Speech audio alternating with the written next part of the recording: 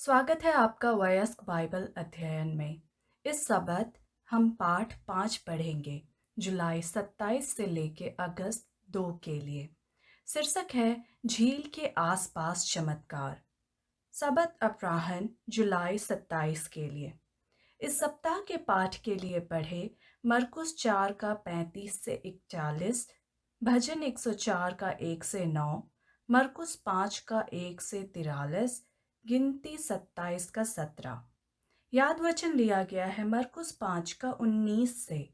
परंतु उसने उसे आज्ञा ना दी और उससे कहा, अपने घर जाकर अपने लोगों को बता कि तुझ पर दया करके प्रभु ने तेरे लिए कैसे बड़े काम किए हैं। यीशु की सेवकाई मुख्यतः गलील में केंद्रित थी, विशेष रूप से गलील सागर में और उसके आसपास।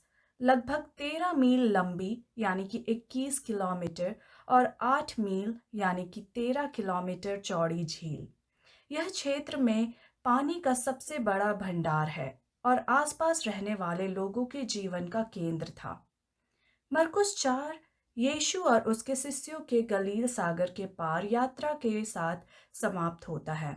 एक तूफान उठता है जिसे यीशु हवा और लहरों से बात करके शांत करता है। मरकुस 6 एक समान दृश्य के साथ समाप्त होता है, लेकिन इस बार यीशु नाव में अपने शिष्यों की ओर पानी पर चल रहा है। पानी पर इन दृश्यों के बीच में यीशु के कई चमत्कार हैं जो भूमि पर किए गए थे और उसके शिष्यों की यह पहली मिशनरी गतिविधि है। ये कहानियाँ इस सप्ताह के अध्ययन का विषय है। इन नाटकीय कहानियों की व्यापक विशेषता यह है कि पाठक यह देख सके कि यीशु कौन है। वह तूफान को शांत करने, दुष्टात्मा को निकालने, उस स्त्री को चंगा करने में सक्षम है जो सिर्फ उसके कपड़े छूती है।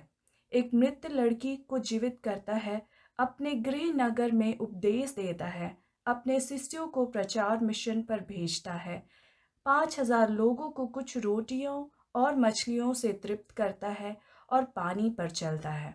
शक्ति का अविश्वसनीय प्रदर्शन जो शिष्यों को इस समझ के करीब ला रहा है कि वह परमेश्वर का पुत्र है। रविवार जुलाई 28 के लिए शीर्षक है तूफान को शांत करना।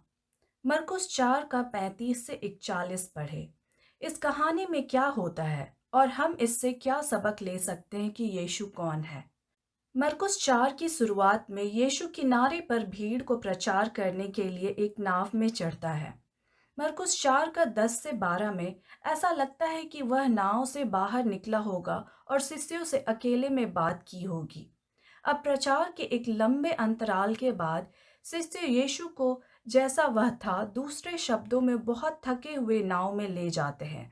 वह तुरंत नाव के गत्ते पर सो जाता है और जो नाव के पिछले हिस्से में होता है। झील पर एक बड़ा तूफान उठता है और जब शिष्य उसे जगाते हैं तब तक नाव डूबने के खतरे में होता है। नाटकीय रूप से यीशु हवा और लहरों को रुकने का आदेश देता है। झील के ऊपर एक बड़ी शांति छा जाती है। जाहिर है शिष्य ईश्वरीय शक्ति के प्रदर्शन से बहुत डर जाते हैं। भजन 104 का 1 से 9 पढ़े। यहाँ यहोवा की तस्वीर की तुलना मसीह द्वारा तूफान को शांत करने से कैसे की जाती है। मरकुस 4 का 35 से 41 की कहानी एक सामान्य बाइबल के ढांचे के भीतर फिट बैठती है, जो कि थियोफनी है, परमेश्वर या उसके स्वर्गदूतों में से एक की उपस्थिति। इन घटनाओं में 5 विशेषताएं सामान्य हैं। पहला, ईश्वरीय शक्ति का प्रदर्शन। दूसरा, मानवीय भय। तीसरा, आदेश, डरो मत। चौथा, प्रकाशन के शब्द जिसके लिए परमेश्वर या स्वर्गदूत प्रकट हुए। पांचवा, प्रकाशन के प्रति मानवीय प्रतिक्रिया। इस कहानी में 5 से 4 मौजूद है। तूफान का शांत होना ईश्वरीय शक्ति का प्रदर्शन है। शिष्यों का डर मानवीय डर है। प्रश्न, तुम इतने भयभीत क्यों हो? डरो मत है शिष्यों का प्रश्न। फिर यह कौन है? मानवीय प्रतिक्रिया है। जो चीज गायब है वह प्रकाशन के शब्द है। यह गायब विवरण प्रकाशन यानी कि गोपनीयता रूपांकन के तौर पर है जो पूरी किताब में मिलता है, जहां यीशु के बारे में सच्चाई सामने आएगी। यहाँ शिष्यों का प्रश्न है, फिर यह कौन है कि हवा और समुद्र उसकी आज्ञा मानते हैं? पाठक को प्रकाशन के छूटे हुए शब्दों का उत्तर भरने के लिए प्रेरित करता है। वह परमेश्वर का पुत्र है, स्वयं परमेश्वर है। परमेश्वर की शक्ति के बारे में सोचें। आप इस शक्ति पर भरोसा करना और अपने जीवन की सभी बातों में इस पर भरोसा करना कैसे सीख सकते हैं? सोमवार जुलाई 29 के लिए शीर्षक है, क्या आप चिल्लाने की आवाज से बढ़कर फुसफुसाहट सुन सकते हैं? मरकुस 5 का 1 से 20 पढ़े। हम इस अद्भुत वृतांत से बड़े विवाद के बारे में और फिर से यीशु की शक्ति के बारे में क्या सीख सकते हैं? यदि झील पर मछली रात अविस्मरणीय थी, तो अगली सुबह गिरासेनी में आगमन उतना ही प्रभावशाली था। दुष्टात्माग्रस्त मनुष्य का इतिहास हृदय विदारक रूप से विस्तार से बताया गया है। सभी बंधनों को तोड़कर वह कब्रों में रहता था और खुद को पत्थरों से काट कर घायल करता था। किसी के पास उसे वश में करने की ताकत नहीं थी। मरकुस 5 का 4। और फिर वह यीशु से मिला। वह व्यक्ति यीशु पर झपटा, शिष्यों के बारे में कुछ भी नहीं कहा, यानी कि वे शायद भाग गए। जब वह मनुष्य यीशु के निकट आया तो उसके सामने गिर पड़ा। शब्द गिर पड़ा ग्रीक क्रिया प्रोस्किनेओ का अनुवाद है, जिसका अनुवाद आमतौर पर उपासना करना होता है। ऐसा लगता है कि उस व्यक्ति ने पहचान लिया कि यीशु ही वह व्यक्ति था जो उसकी मदद कर सकता था। लेकिन जब उसने अपना मुंह खोला तो उसके अंदर के दुष्ट आत्माओं ने यीशु पर चिल्लाया। जो दुष्ट आत्माओं की चिल्लाहट के ऊपर मदद के लिए उस आदमी की फुसफुसाहट की गुहार सुन सकता था। जब उन्होंने सुअरों के झुंड में छोड़े जाने की प्रार्थना की तो यीशु ने उन्हें सुअरों के झुंड में जाने की अनुमति दे दी। पूरा झुंड लगभग 2000 तटबंध के नीचे उतर गया और पानी में डूब गया। यह मालिकों के लिए एक वित्तीय आपदा थी। आश्चर्य की बात यह है कि दुष्ट आत्माओं को ठीक ठीक पता था कि यीशु कौन था और वे उसके सामने अपनी शक्तिहीनता को भी जानते थे। यही कारण है कि उन्होंने उनसे 2 बार विनती की, मरकुस 5 का 10 और 12 में, जो उन्होंने कहा कि वह वैसा ही करे।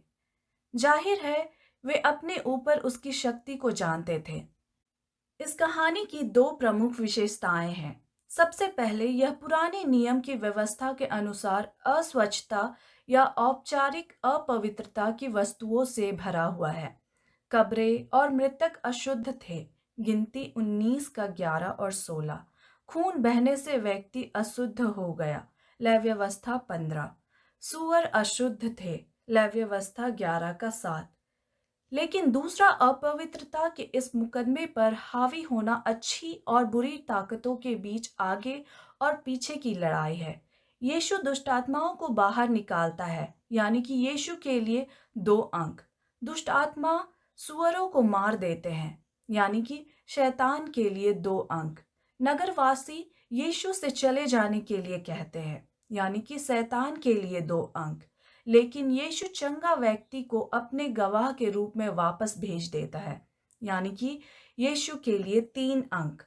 कुछ मायनों में यह आदमी सबसे अप्रत्याशित मिशनरी था, लेकिन उसके पास बताने के लिए निश्चित रूप से एक अद्भुत कहानी थी।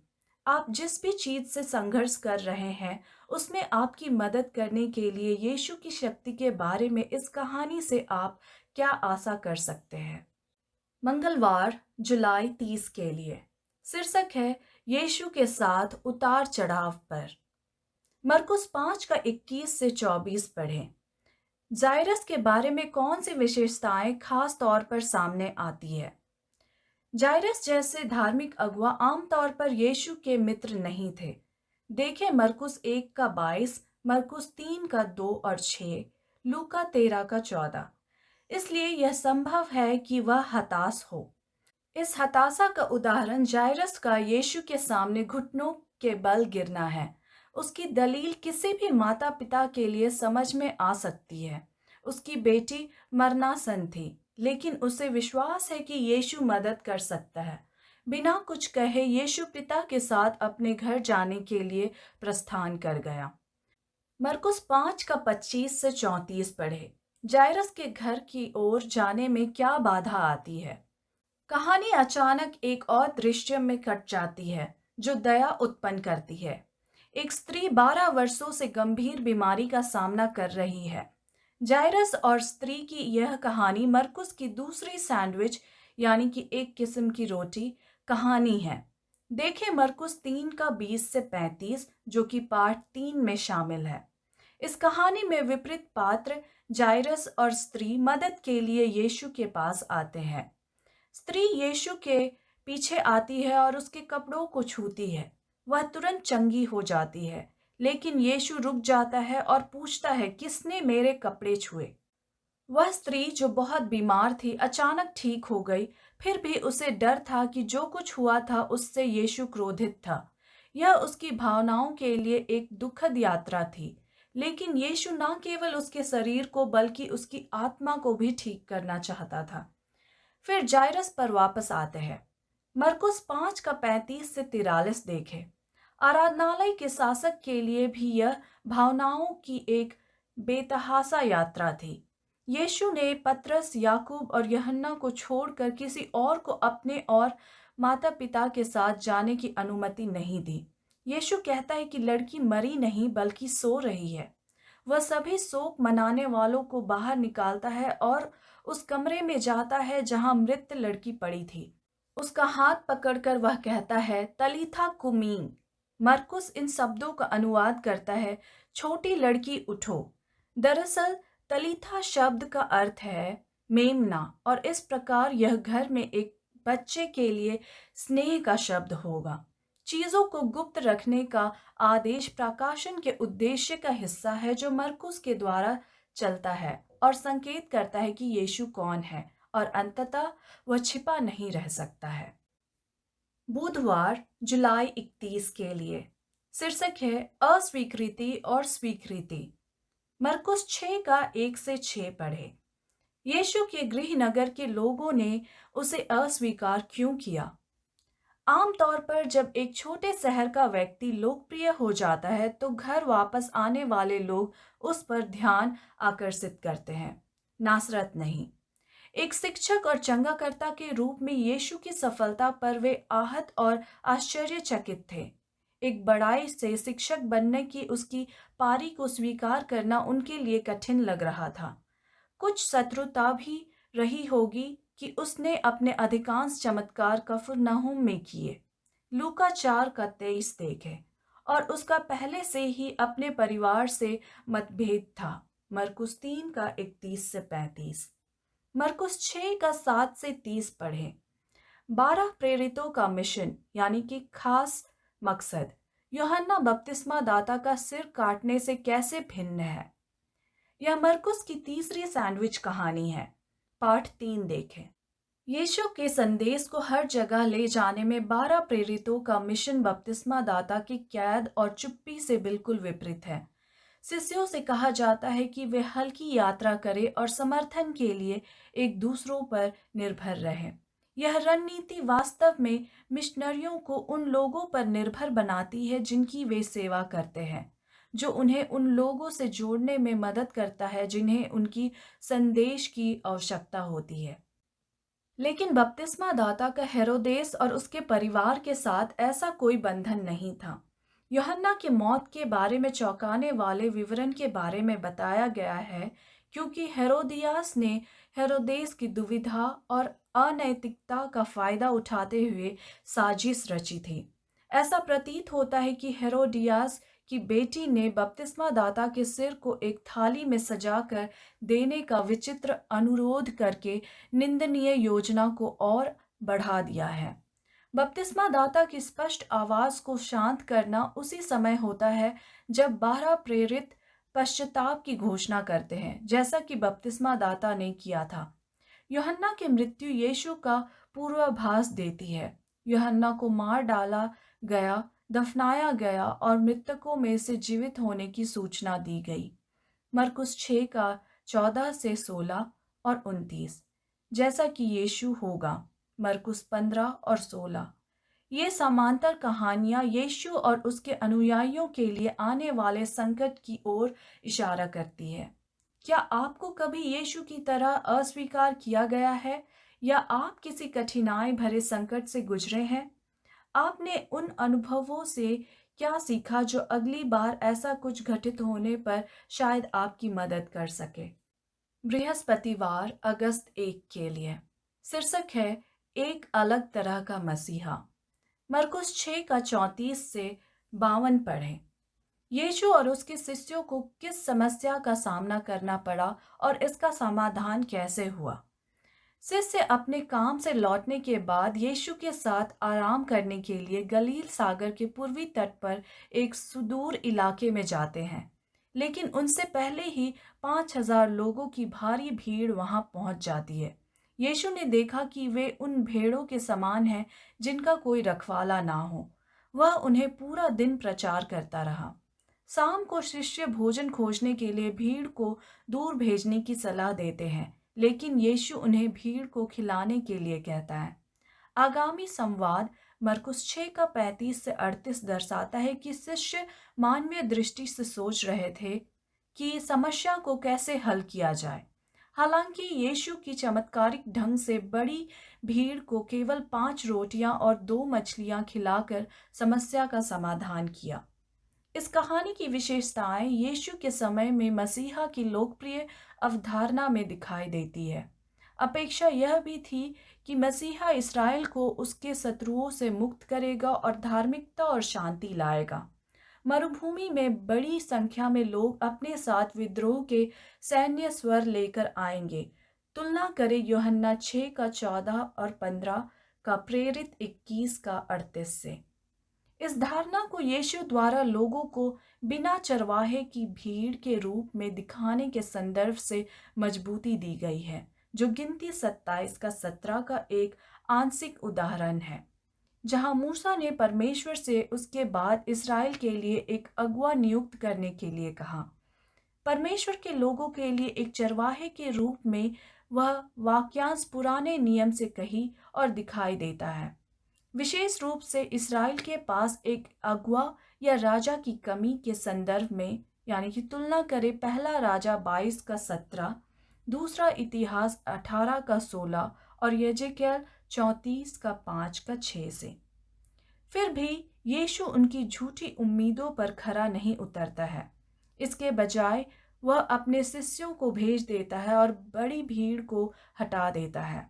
और रोम के विरुद्ध विद्रोह का नेतृत्व करने के बजाय वह क्या करता है? वह प्रार्थना करने के लिए एक पहाड़ पर चला जाता है, वह नहीं जिसकी लोग अपेक्षा कर रहे थे। इस्राएल को आज़ाद कराने वाले राजा के रूप में मसीहा के लोकप्रिय दृष्टिकोण के स्थान पर वह लोगों को पाप के बंधन से मुक्त करने के लिए आता है। उसका पानी पर चलना शिष्यों को दर्शाता है कि वह वास्तव में प्रकृति का परमेश्वर है, परंतु वह राज करने के लिए नहीं, परंतु बहुतों को छुड़ौती के लिए अपना प्राण देने आया है। मरकुस 10 का 45।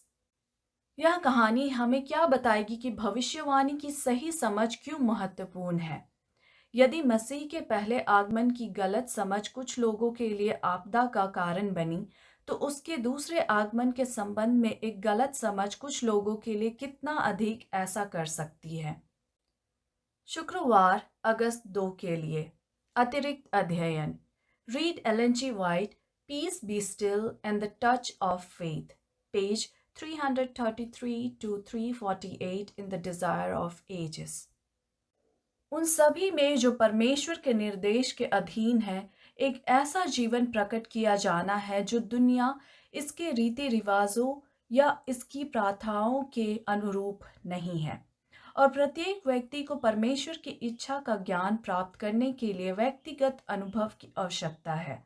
हमें व्यक्तिगत रूप से उसे हृदय से बात करते हुए सुनना चाहिए। जब हर दूसरी आवाज़ शांत हो जाती है और शांति से हम उसके सामने प्रतीक्षा करते हैं, तो आत्मा की चुप्पी परमेश्वर की आवाज़ को और अधिक स्पष्ट कर देती है। वह हमसे कहता है, चुप हो जाओ और जान लो कि मैं ही परमेश्वर हूँ। भजन 46 का 10। यही सच्चा विश्राम मिल सकता है और यह उन सभी के लिए प्रभावशाली तैयारी है जो परमेश्वर के लिए परिश्रम करते हैं। भाग दौड़ भरी भीड़ और जीवन की तीव्र गतिविधियों के तनाव के बीच इस प्रकार तरोताजा रहने वाली आत्मा प्रकाश और शांति के वातावरण से घिरी रहेगी।